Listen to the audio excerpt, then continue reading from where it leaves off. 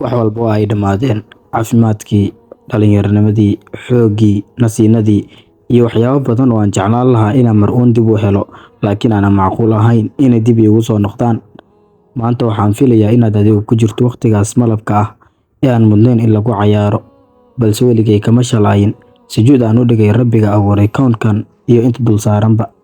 Kama qoomamin maalin isoo martay oo aan ka faa'iidaystay iyo maalmo badan oo ay naftaydu i faraysay inaan jiifto oo aan waxba akhrinin, si anigu inta aan boodo gacanta ku qaban jiray kitaabka Qur'aanka Kariimka ah iyo buugaagta nacfiga leh ee aan ku raaxaysan jiray akhrintooda.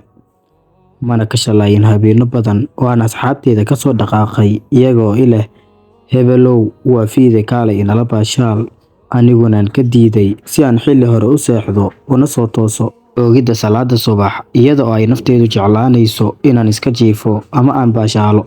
Waxba yaanan hadalka kugu dheeraynine, mida aan rabo inaan kuu sheego ayaa ah, waa yimaysid wanaag aad samaysay haba yaraado waa yimaysid inaad wax uun ka faa'iido maalinkii aad saaxiibadaada ku tiri maya waxbaan akhrisanayaa ayaga oo kuugu yeerayo waqti lumis. Waa yimaysid inaad hesho abaalka maalintii ay naftaada ku lahayd, insha Allah waxbaad baran doontaa mar uun oo guulo badan ayaad gaari doontaa, adiguna aad ku tiri maya deetana dadaal badan aad muujisay. Waa yimaysid ajarkii aad shaqaysatay guurihii aad masjidka u guuraysay ayada oo jirkaagu dhaxan tacbaan leeyahay. Ogow dadaal walba oo aad muujiso dhallinyaronimadaada miraheedu waxaad guran doontaa marka aad gabowdo oo aad awoodi weydo inaad tallaabo dhaqaajiso. Mar walba adkay xiriirka aad la leedahay Allah subxaanahu wa tacaala, iskana diid inaad raacdo hawooyinka nafta.